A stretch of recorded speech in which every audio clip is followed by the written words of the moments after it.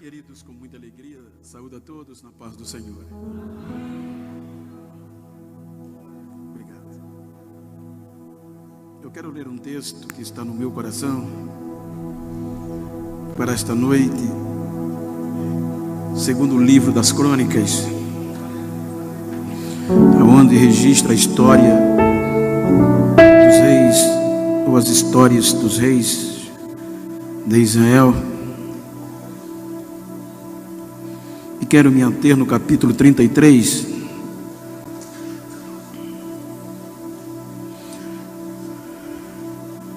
versículo 11.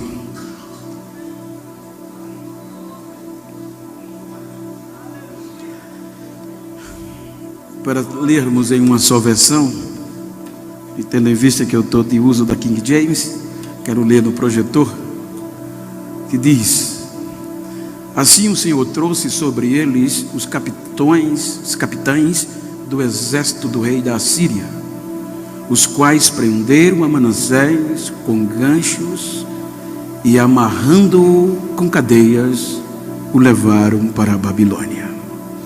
Queiram sentar-se, por favor.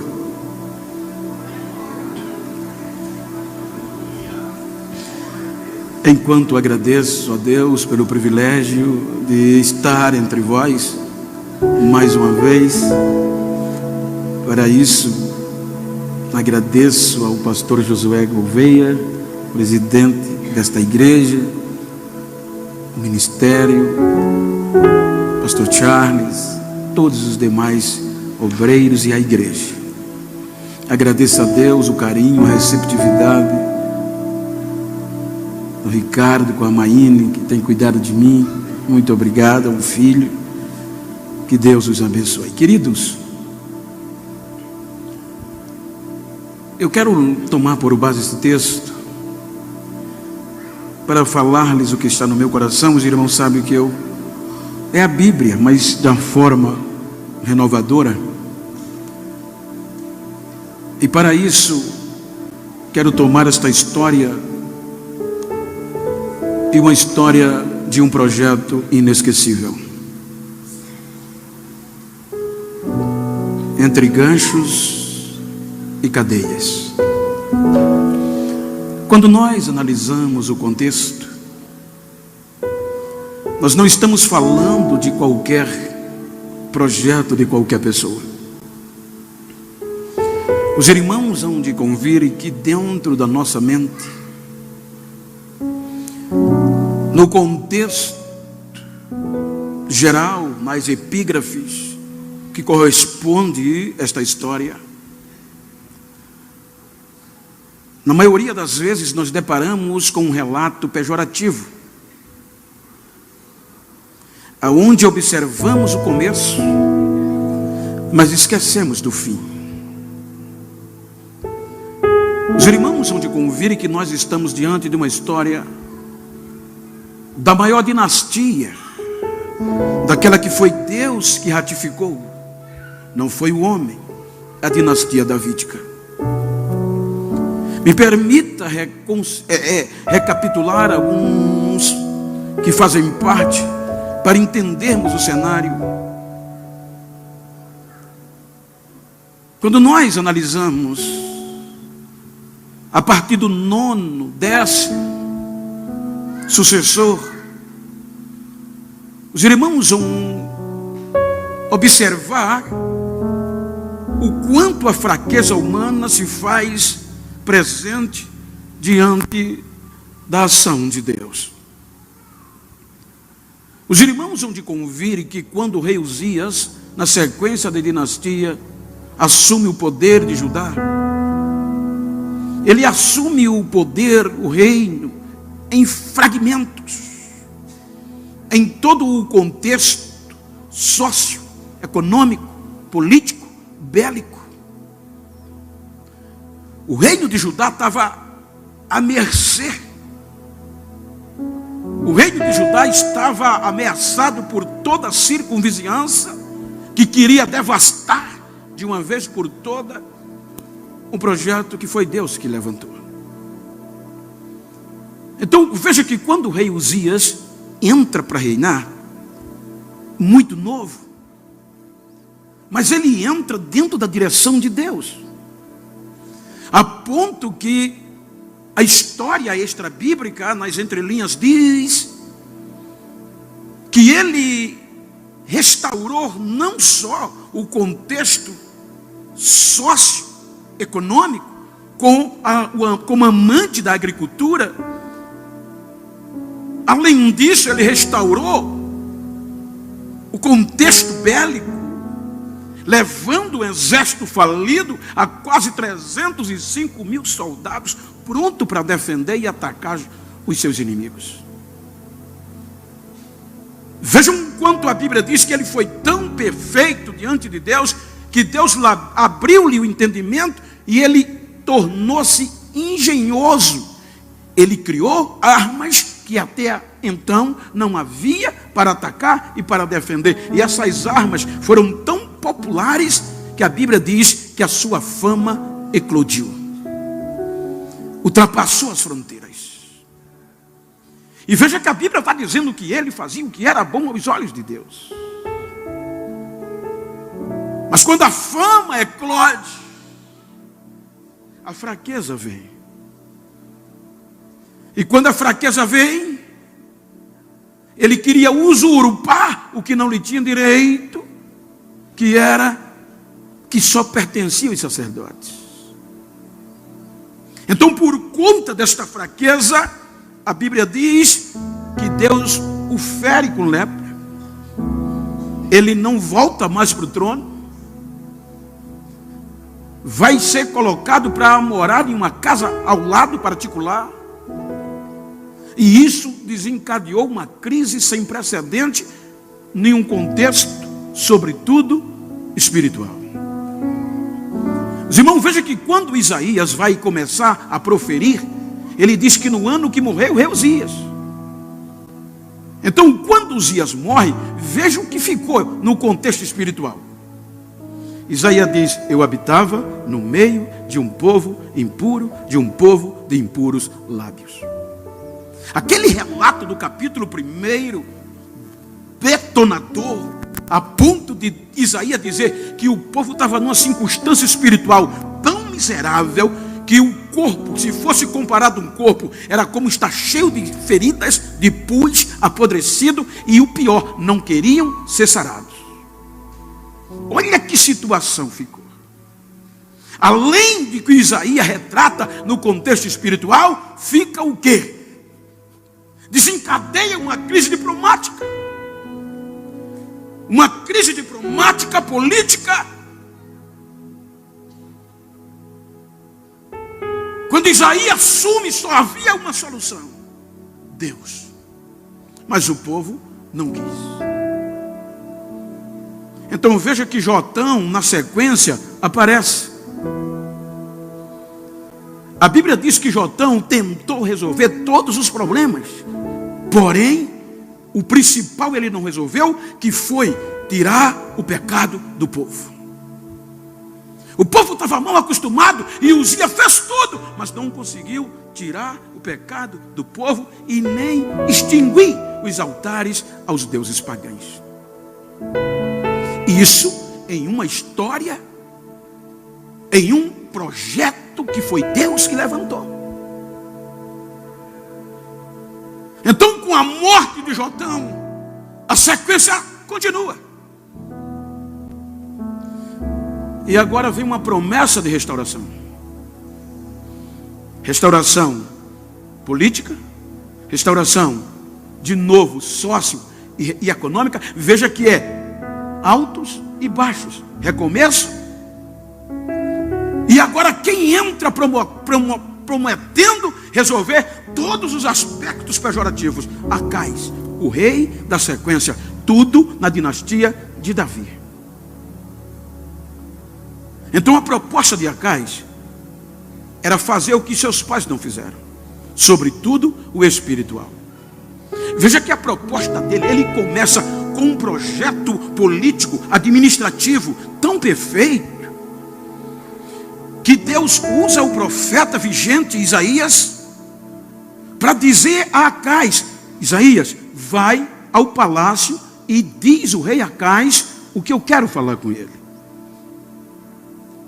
E quando Isaías vai, que o encontra, ele o recebe. Na audiência, Isaías diz: escuta o que diz Deus. Foi Deus. Eu serei com você. Quem não quer ouvir isso? Eu estarei com você. Mas ele não aceita. Veja que Isaías persiste. Se tu não estás acreditando, pede um sinal. Deus está mandando você pedir um sinal que Ele vai com você, seja alto no céu ou debaixo da terra. Aonde tu pedir um sinal, Ele te dará. Ele disse: não quero, eu não vou tentar a Deus. Então ele deixa e vai pegar apoio humano. O que é que ele faz? Ele vai se relacionar, reatar diplomaticamente, debaixo de altos impostos, a maior nação que era da época, a Assíria. A Assíria era tão feroz que os irmãos vão entender o que o texto diz lá na frente. Que a história diz que eles costumavam pegar as nações, torná-las escravas, e quem resistia, eles matavam a beliscões. Os que se rendiam, eles pegavam esses ganchos, que algumas versões chama de espinhos, e colocavam no nariz, e outras de anzóis. Aquilo era sinal de escravidão dos assírios. Aonde eles passavam com aqueles ganchos, o povo dizia: é escravo dos assírios. Esses, os que eles não matavam, os que se rendiam. Eles queimavam todos os deuses supersticiosos que as nações tinham, as suas estátuas. Eles quebravam as estátuas, jogavam no fogo. E agora o rei Acais rejeita o Deus e vai fazer aliança com os assírios. Para quê? Para dar proteção, para ninguém, os ameaçadores, agora temer. Porque agora Judá tem aliança com a Síria. E quem quer se meter com a Síria? Então a Bíblia diz que ele paga impostos anuais. Então, com este relacionamento diplomático, parece que está tudo resolvido, belicamente, politicamente. Os irmãos viram agora, só para os irmãos terem uma ideia, na guerra que está ainda acontecendo, qual era o desejo da Ucrânia? Fazer parte de uma aliança poderosa, porque estaria mais protegida. Assim Acais fez com a Síria. Quando ele relata, agora ele é participante da Síria. Então resolve os problemas bélicos, problema político e sobretudo o econômico. Mas faltava o espiritual. E o espiritual ele não procura Deus. Ele pega os sacerdotes de Judá, os sacerdotes de Deus, e leva para a Síria, para aprender a cultuar os deuses da Síria. Olha o que é ser humano, gente. Os sacerdotes que queimavam incenso diante de Deus, os sacerdotes que se curvavam diante de Deus, que adoravam a Deus no templo, agora são levados, entre aspas, não generalizados, e vão para a Síria aprender a cultuar os deuses da Síria para resolver os problemas espirituais dentro de Judá, a casa de Deus. Quando eles vão que voltam, já não voltam mais adorando a Deus. Os altares nos montes eram os deuses da Síria. A Bíblia diz que o rei Acais, em Crônicas 29, ele fecha o templo, a igreja de Deus, coloca estátuas no pátio que era para adorar a Deus e oferecer sacrifício. A Bíblia diz que ele pega todos os utensílios da casa de Deus, quebra e torna em pó lacro. Então agora a frieza, o que era espiritual, a fraqueza humana vem e joga por terra. E interessante, um projeto que foi Deus que levantou. O projeto era de Deus. Ele ratificou a dinastia de Davi para sempre. O reinado de Davi é para sempre. Então a sequência é no projeto. As fraquezas humanas e a bondade de Deus. Agora tudo se voltava à Síria. Aí surge uma esperança. Acaz morre. E Ezequias, com 25 anos, guardem isso, com 25 anos, filho de Acaz, seu sucessor imediato. E quando ele assume com a morte do pai, o estado que ele pega é esse. De novo, marasmo. Mas olha que coisa linda. Sem propaganda política, como o pai dele fez. Sem prometer nada ao povo. A Bíblia diz que no primeiro mês do seu governo, no primeiro ano, no primeiro mês, o projeto no coração foi: eu resolvi fazer uma aliança com o Deus de Israel.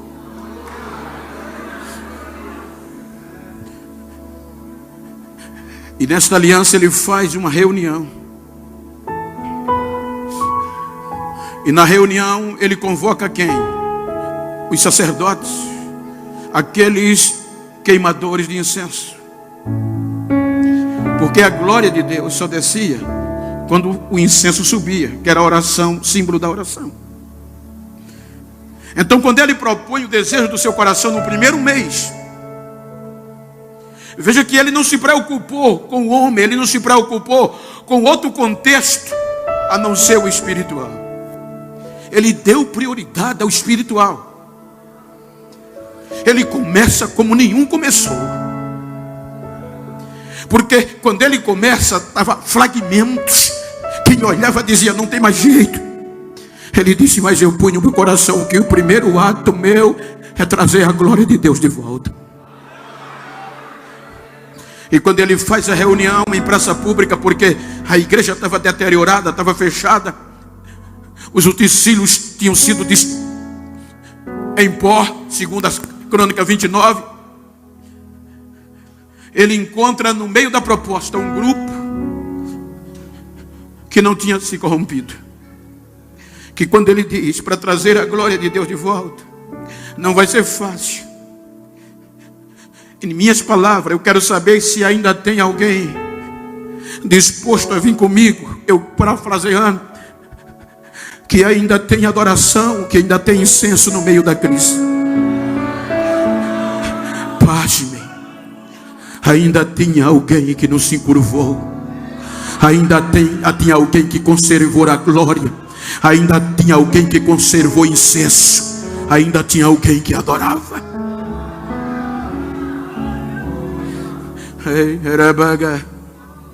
Então, quando ele encontra alguém, um grupo que adorava, ele aceita o desafio. E o bonito é que ele provoca. Ele diz, olha, eu quero pedir uma coisa a vocês, que vocês não negligenciem aquilo para que vocês forem escolhidos. Vocês não deixem de fazer aquilo que vocês foram chamados para fazer. Vocês foram chamados para serem ministros, para ministrarem diante de Deus, para adorar, para queimar incenso e oferecer sacrifício. Posso contar com vocês? Na hora. Ele estava dizendo, vocês não foram chamados para ser famosos, vocês não foram chamados para ser bambamã, vocês não foram chamados para ser estrela, vocês foram chamados para adorar, para adorar, para adorar, independente da circunstância.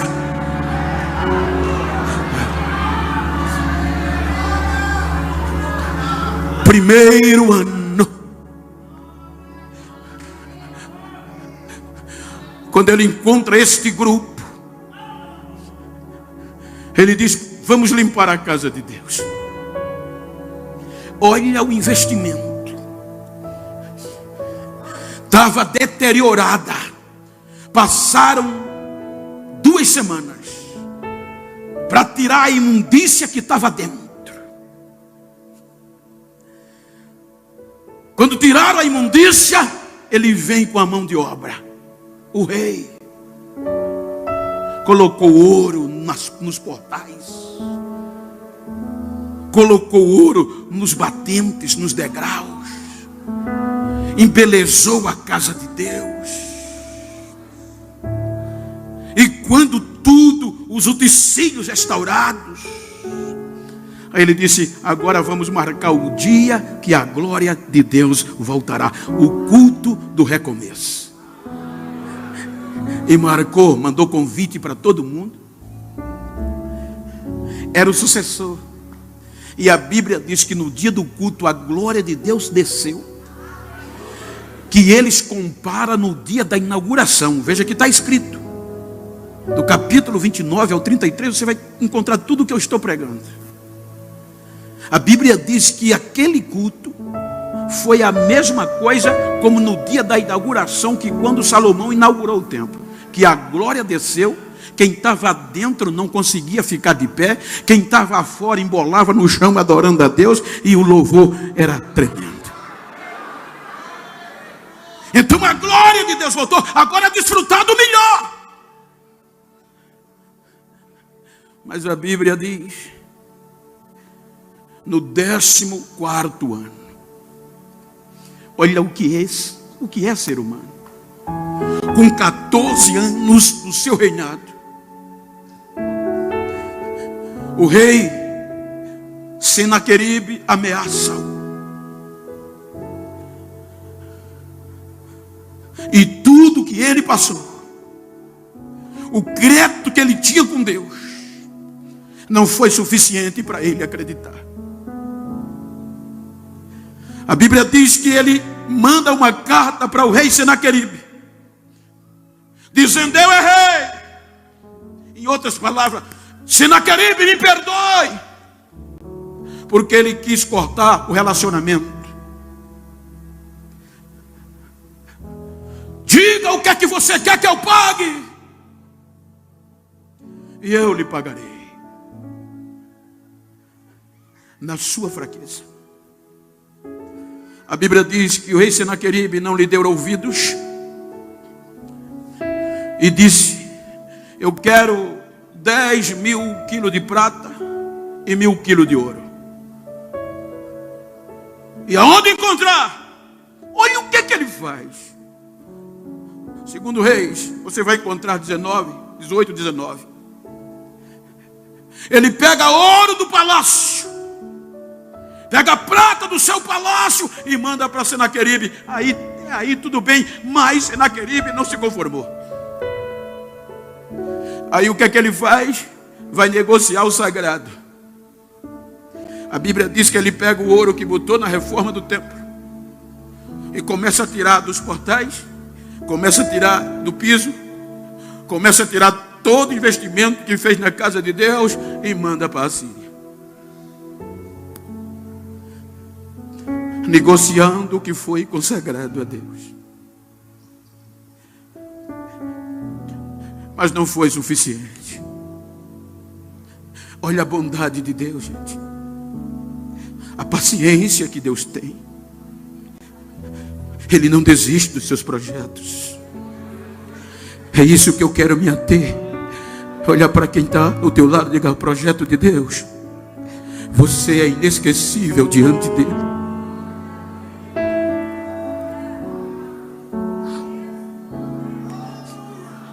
Senaqueribe, em vez de agradecer, mandou os seus soldados, os seus principais oficiais, o ameaçar. Então, quando o ameaçaram que aquilo não era suficiente e que ele ia ser destronado em Judá, ia se desfazer, aí ele apela. Ele pega a carta de ameaça, vai para a igreja, sem prata, sem ouro, deteriorada, bota os joelhos no chão e apresenta a carta a Deus na sua fraqueza. E diz a Deus tudo que os assírios faziam e iam fazer com Judá. Porque os assírios faziam, disse ele, porque os deuses das nações não eram Deus, mas tu és Deus, Senhor, me dá uma resposta.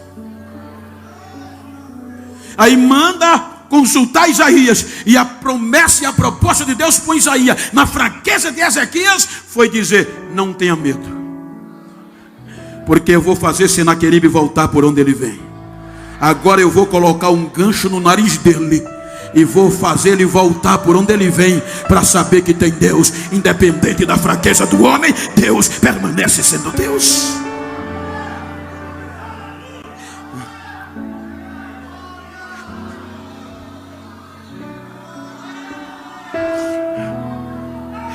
É nesta fraqueza de Ezequias que Senaqueribe é derrotado.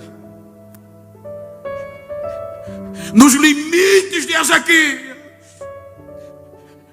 Deus em uma noite só derrota, sem precisar de um soldado, 185 mil soldados dos assírios. É na fraqueza do homem. Muitas vezes a gente quer desistir, Deus me esqueceu, Ele não está me ouvindo. É na tua fraqueza que o poder dele aparece. Quando tu parece que não ser mais nada, Ele aparece como Deus, porque foi Ele que projetou.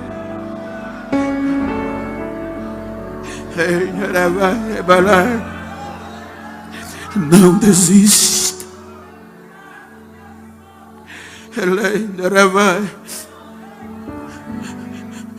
Quando Senaqueribe, no 14º, está escrito, guarde isso, 14º ano,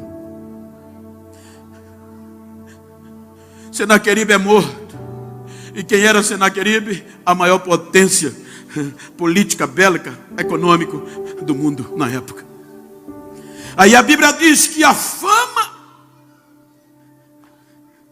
chegou. Quando a fama chegou, a fraqueza vem. O homem se tornou importante. Esqueceu que não foi ele, foi Deus. O que ele fez foi negociar o que era sagrado. Aí vem Deus. Quando ele se achou,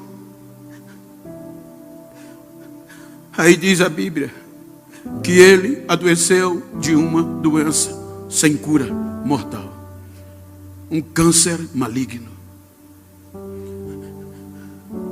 Alguns cientistas dizem que a doença era interna, era tão feroz e incurável, que conseguia a pele dele apodrecer com ele vivo. Então, quando na sua fraqueza ele se engrandeceu, a doença veio e disseram: vai morrer. Como entender? Como entender esse Deus, gente? A Bíblia começa dizendo que ele começou top, fazendo o que era bom aos olhos de Deus. Veja que Deus tinha motivo de sobra para desistir. Agora vem Deus e toma uma decisão. Isaías vai lá e diz a ele que ele vai morrer. Não tem jeito. E Isaías vem, entra e diz: escuta o que diz o Senhor. Você vai morrer, não vai viver. Coloca os arquivos, coloca tudo em ordem, porque você morrerá. Mas aí ele apela para a bondade de Deus. O bom de ser crente é isso. É saber que quando ele chega no mais baixo nível, que até o profeta diz: não tem mais jeito, ele diz: o Deus que você conhece, eu conheço também. Então eu vou apelar. Eu vou apelar pelo crédito que eu coloquei lá. Eu tenho um crédito lá. Eu não estou bem, mas eu tenho um crédito. O melhor que nós temos é conhecer quem é o nosso Deus. O nosso Deus não é Deus que desiste. O nosso Deus não é Deus que nos abandona. O nosso Deus é Deus de bondade e misericórdia.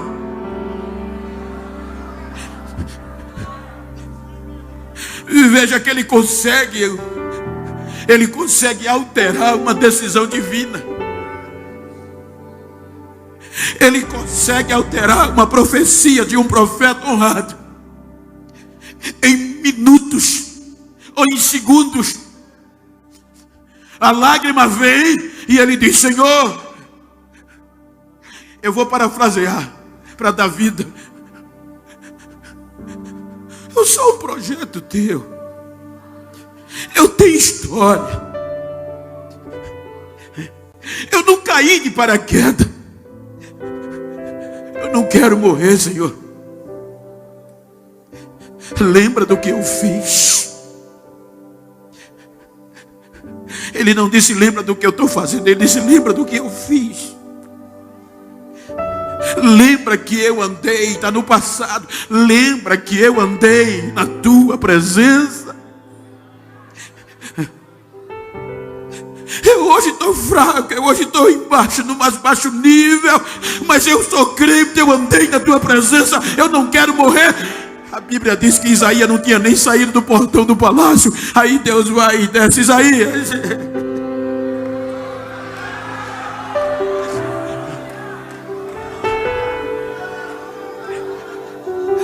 qual era o choro que doía em Manassés? É que diferente do seu avô e do seu pai, pelo contexto histórico bíblico, nesses anos ele não tinha filho, pois ele começa a reinar com 25. Com 14 anos foi ameaçado, já está com 39. E agora não tem filhos. Então, morrendo ele, a dinastia de Davi parava ali. Aí a oração dele faz Isaías voltar. A bondade de Deus faz o profeta, muda todo o contexto profético. E Isaías já volta dizendo: escuta o que diz o Senhor, eu ouvi.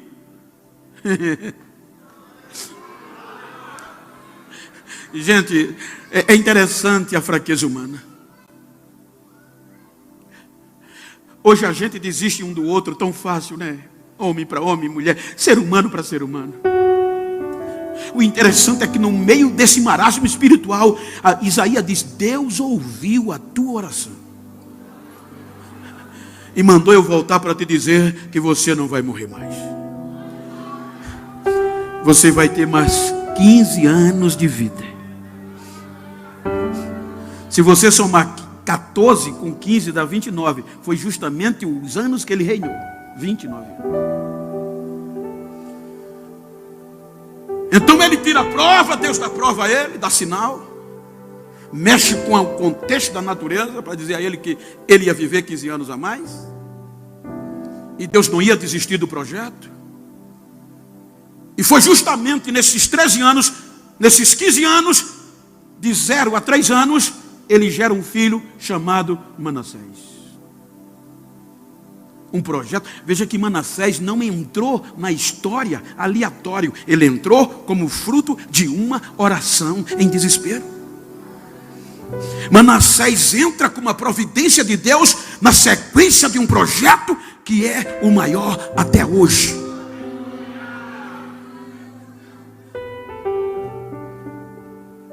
Então, quando ele completa os 15 anos e Manassés 12, aí a Bíblia diz que Manassés com 12 anos entra como rei de Judá no lugar do pai Ezequias. O que você esperar desse menino? Entrou como fruto de oração. Entrou como fruto de uma chamada, de um projeto, de uma sequência. Nasceu no palácio, fruto de um milagre, porque ele foi o fruto da mudança, da terminação da morte do pai, para ele nascer. E a Bíblia diz que quando ele começa a reinar, não dá para entender, ele começa o contrário, ele não dá sequência ao que o pai faz. Ele começa fazendo tudo de forma errada. Se você olhar o começo da história de Manassés, é aqui que eu digo. Até há poucos dias, quando essa mensagem foi me revelada, eu meti o pau nesse rapaz. porque eu só vi o começo. Mas o começo dele é o que nunca nenhum tinha feito. Ele já começa fazendo o que era o contrário de Deus. Ele faz tudo que o avô fez. A Bíblia diz que ele arranca tudo que era de Deus. A Bíblia diz que ele fecha a casa de Deus de novo. Leva todo o povo a pecar. Os altares em volta de Jerusalém eram todos pagãos. Reata o relacionamento com os pagãos. E pasmem, um projeto de Deus. Ele mesmo vai adorar os deuses pagãos. Ele mesmo vai fazer feitiçaria.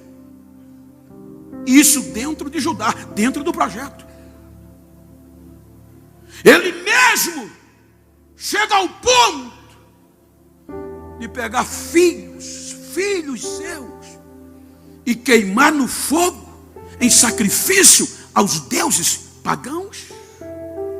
Dá para entender? Fruto de oração,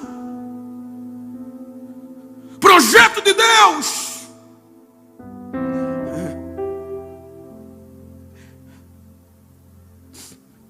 E está no trono.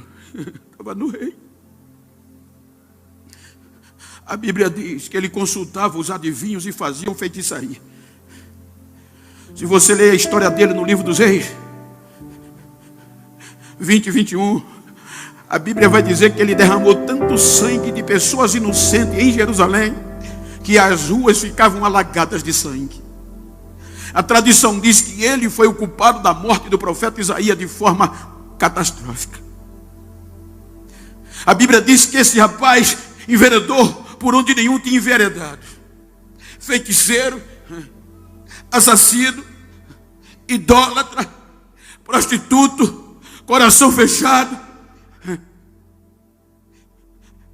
E pasmem, a Bíblia diz que Deus não desistia dele. A Bíblia diz que Deus tentava falar com ele: me escuta, me escuta. E ele não queria ouvir.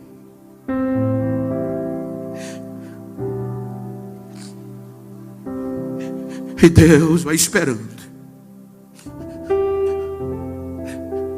Era um projeto dele. E por mais que alguém só veja o defeito, mas o projeto é dele. Eu digo até hoje que eu tenho medo de falar mal de crente, independente da circunstância que ele esteja. Porque às vezes ele está lá embaixo, embolando na lama, no mais baixo nível. Mas de um dia para a noite, a roda gira e Deus coloca ele em cima de novo.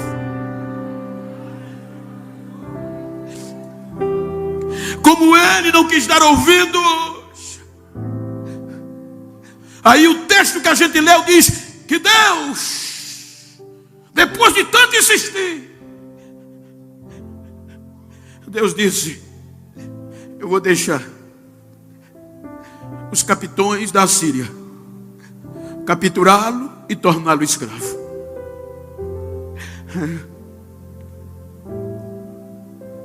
A Bíblia diz que os assírios vieram, invadiram Judá, capturaram Manassés, colocaram gancho no nariz, colocaram correntes de bronze e o arrastaram para a Babilônia como escravos.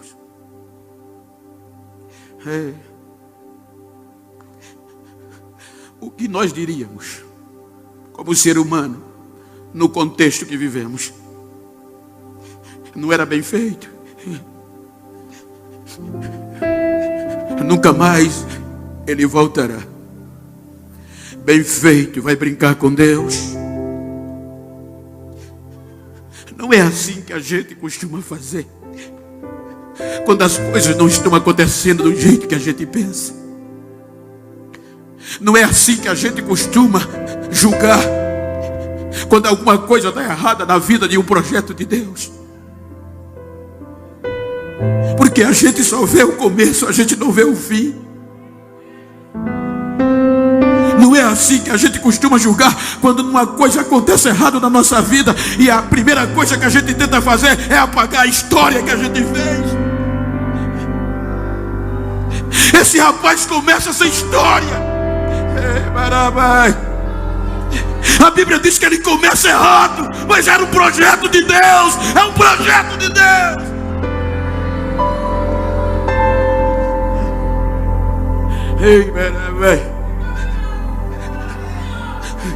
Agora está jogado no mais baixo nível que um ser humano chega, acorrentado e com um gancho no nariz como escravo, amarrado, deposto do trono, escravizado. A sequência do texto, se você ler o capítulo 33 até o versículo 11 ou 10, você vai ver a bagaceira do seu começo. Mas da sequência que nós lemos, você vai ouvir que no ápice, no baixo nível, no caos, no mais baixo degrau da vida, a ficha cai. E na minha linguagem e pensamento, ele diz: eu sou um projeto. Tem alguma coisa errada. Ele faz uma retrospectiva e diz: sou eu. Aí bota a cara no chão com anzol e com correntes, entre ganchos e correntes, na terra de Babilônia. E ouve: o projeto é meu.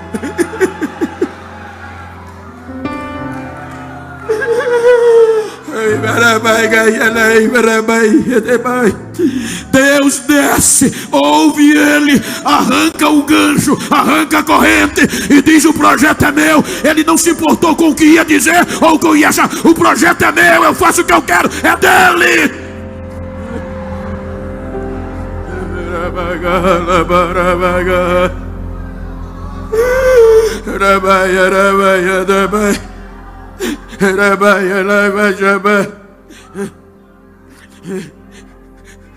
Olha o que a Bíblia diz: que Deus vai em Babilônia,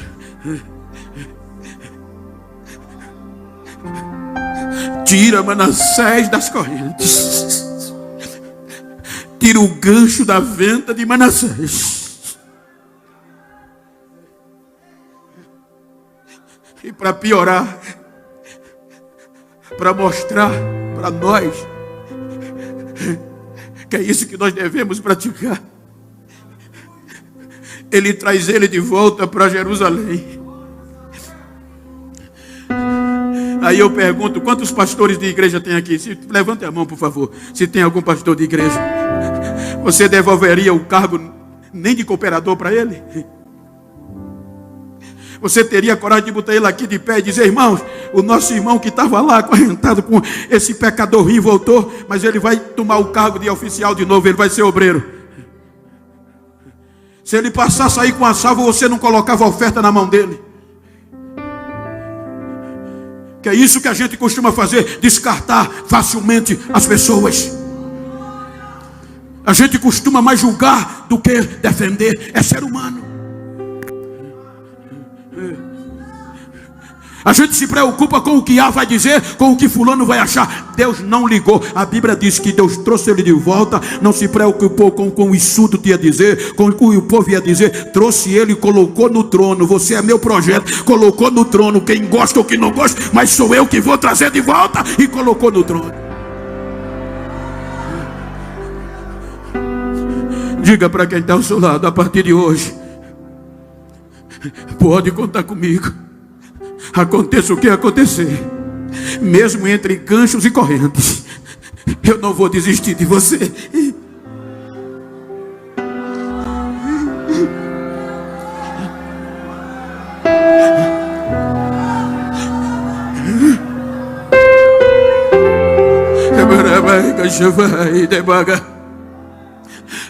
Olha a sequência do texto, gente.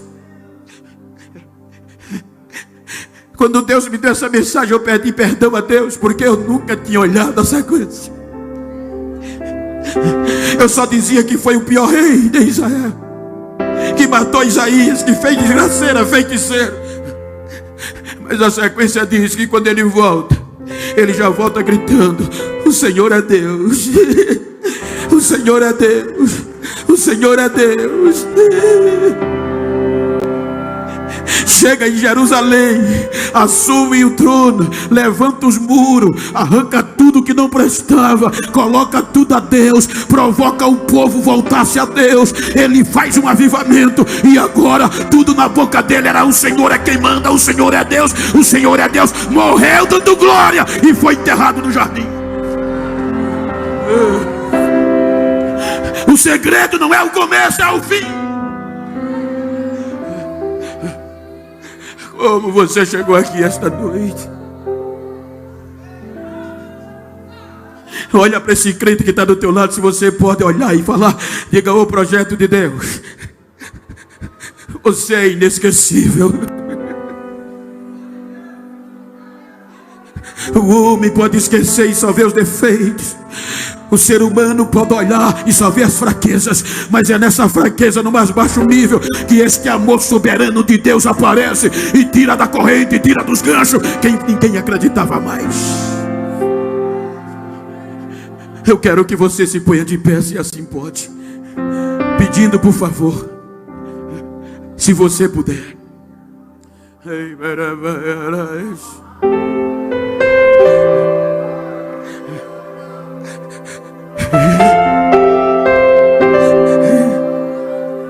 Deus não desiste de você. Eu estou profetizando, eu estou profetizando, eu estou profetizando. Deus não desiste de você.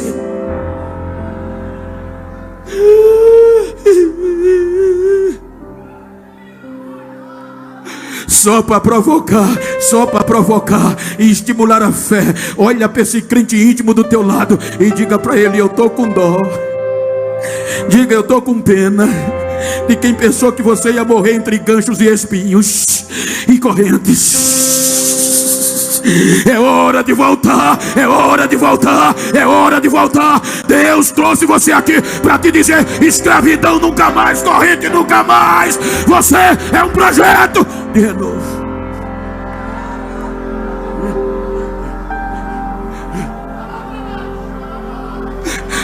Se você puder, abraça esse crente íntimo que está do seu lado. Se for tua esposa, se for teu amigo, se for tua amiga, mas abraça, profetiza no ouvido dele e ora com ele. Diga: projeto inesquecível, corrente, ganchos, nunca mais. Você é um projeto de Deus, e hoje Deus te trouxe aqui para renovar esta promessa. Hoje Deus trouxe aqui para te dizer que Ele está entrando com providência. Quem pensou que era o fim quebrou a cara. Te prepara para voltar, te prepara para voltar para o teu lugar.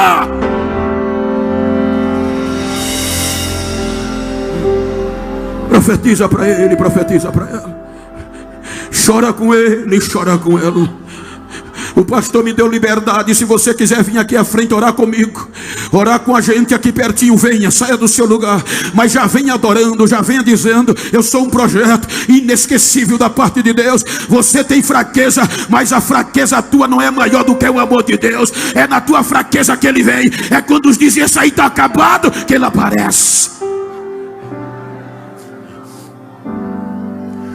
Mas já vem chorando, já vem adorando. Eu quero saber se no meio desta multidão tem alguém que desistiu por a fraqueza, sem alguém que se afastou. É noite de voltar para Jerusalém. Eu quero saber se tem alguém para reconciliar-se com Jesus e aceitar Jesus. Se tem, já vem de mãos levantadas. Que Deus te abençoe, filho. Eu vou orar e passar para o pastor, e o grupo vai adorar. Feche os teus olhos. Projeto de Deus, você é inesquecível. O homem pode ter te esquecido, te jogado. A enfermidade pode ter te abatido.